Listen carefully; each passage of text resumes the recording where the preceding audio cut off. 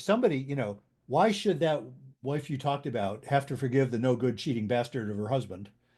I mean, why should she have to forgive herself when he's the one who did that? Well, because she's probably thinking, shit, I should have realized this. I should have picked it up. I shouldn't have believed him. I shouldn't have let myself get hurt this way. I should have known that he was unhappy, or I should have known he was an asshole. Who knows?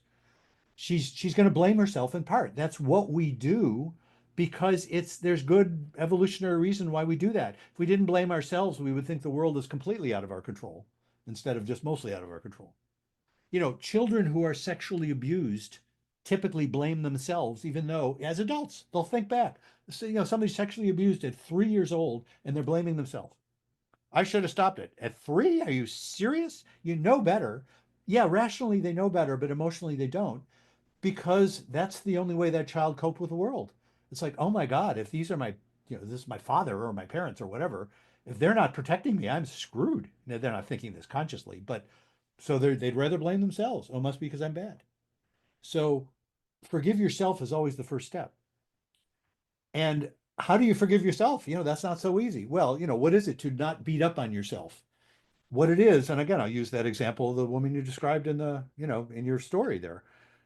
How could she forgive herself for this? Well, she could start by saying, well, you know what? If I had known, I would have brought it up or I would have acted differently. I would have prevented it. I would have done something. But I didn't know. I was who I was then.